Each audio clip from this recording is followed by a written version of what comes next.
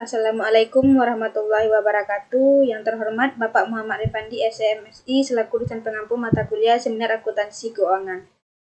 Perkenalkan, nama saya Rohatul Koriza dengan NIM 2123008. Di sini saya akan menjelaskan tentang the role of the external auditor in managing and environmental, social, and governance reputation risk, dan judul artikelnya itu peran auditor eksternal dalam mengelola risiko reputasi lingkungan sosial dan tata kelola.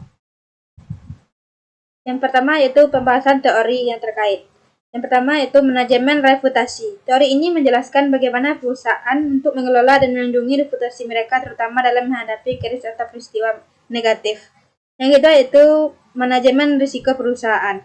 Teori ini menekankan pentingnya integrasi manajemen risiko di seluruh organisasi, termasuk risiko terkait dengan faktor ESG. Yang ketiga yaitu teori stakeholder. Teori ini mengakui bahwa perusahaan memiliki tanggung jawab kepada berbagai pemangku kepentingan, termasuk investor, karyawan, pelanggan, dan masyarakat. Yang keempat yaitu auditor independence. Dokumen ini juga membahas kompetensi ancaman terhadap independensial auditor yang timbul akibat penyediaan jasa non-audit kepada klien audit. Yang kelima yaitu teori pensialan.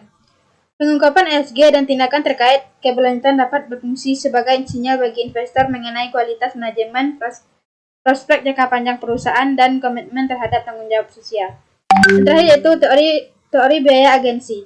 Dalam konteks ESG, teori ini dapat menjelaskan bagaimana tata kelola perusahaan yang baik dan transparansi dapat mengurangi konflik kepentingan antara manajemen dan pemegang saham, serta meningkatkan akuntabilitas terhadap isu-isu ESG. Selanjutnya itu kasus yang dibahas. Yang pertama yaitu British Petroleum. Kasus ini menjelaskan setelah ledakan bris pengeboran Deepwater Horizon di Teluk Meksiko pada tahun 2010, terjadi pengurangan biaya jasa audit selama 4 tahun hingga tahun fiskal 2010. Namun berdasarkan data audit, analisis biaya jasa non-audit meningkat dari sekitar 8 juta per tahun pada tahun 2009 dan 2010 menjadi sekitar 11 juta per tahun pada tahun 2011. Kenaikan 37,5% dan 21 juta pada tahun 2012, kenaikan dari 200%. Peningkatan ini didorong oleh kenaikan biaya jasa non-audit terkait audit dan jasa non-audit lainnya, sementara biaya audit rata-rata tetap stabil atau menurun setelah tumpahan minyak. Yang kedua itu Alphabet. Itu menjelaskan mengalaminya lonjakan biaya jasa non-audit setelah skandal pelanggaran iStater pada tahun 2017 dan 2018. Kenaikan rata-rata 48% untuk tahun 2017 dan 2018 dibandingkan dengan tahun 2016. Yang ketiga itu Facebook, yaitu mengalami lonjakan biaya jasa non-audit setelah pelanggaran data konsumen pada tahun 2018. Kenaikan 8% pada tahun 2018 dibandingkan dengan tahun 2017. Dan yang terakhir yaitu Wells Fargo.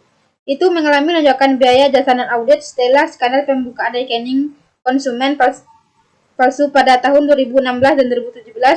Kenaikan rata-rata 14% untuk tahun 2016 hingga 2018 dibandingkan dengan tahun 2015. Selanjutnya itu objek penelitian atau sampel data. Objek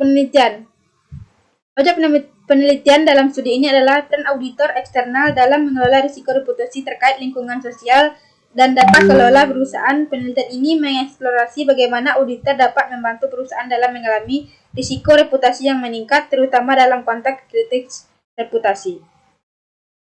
Yang selanjutnya itu sampel penelitian. Terdiri dari semua perusahaan publik yang terdaftar di AS yang tercakup dalam database Raprest dan dari tahun fiskal 2007 hingga 2014. Selanjutnya itu teknik analisis data. Yang pertama itu regresi berganda. Penelitian ini menggunakan metode regresi berganda untuk menguji hubungan antara reputasi ESG yang tercemar dan biaya jasa non-audit. Model ini memungkinkan analisis pengaruh dari berbagai variabel independen terhadap variabel dependen. Yang kedua itu panel data. Data yang digunakan bersifat panel, mencakup banyak perusahaan selama periode waktu tertentu. Ini memungkinkan analisis lintas waktu dan antara perusahaan. Yang ketiga yaitu analisis subsampel. Penelitian juga melakukan analisis subsampel berdasarkan kepemilikan institusional untuk mengamati perbedaan pengaruh antara perusahaan yang dimiliki oleh institusi dan yang tidak. Yang keempat yaitu uji robustness.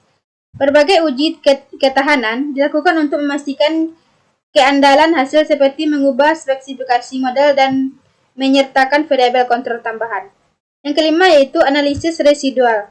Menggunakan residual dari model regresi untuk mengukur reputasi ESG yang tercemar sebagai produk untuk risiko reputasi yang meningkat. Yang terakhir yaitu pengelompokan kesalahan. Standar error dikelompokkan berdasarkan industri dan tahun yang mengalami potensi korelasi dalam data. Yang selanjutnya itu hasil penelitian. Yang pertama itu asosiasi positif.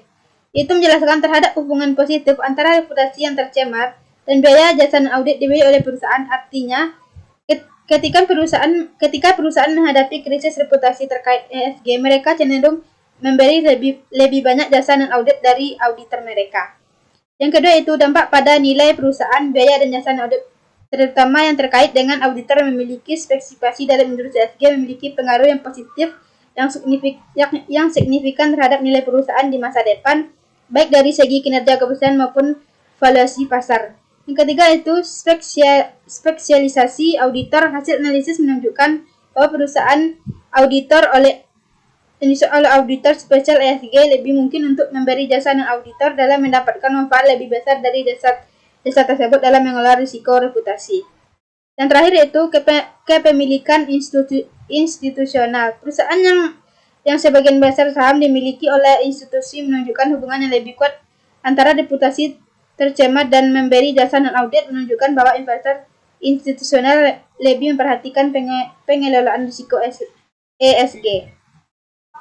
Sekian materi yang dapat saya sampaikan, kurang lebihnya saya mohon maaf. Saya tutupi dengan Assalamualaikum warahmatullahi wabarakatuh.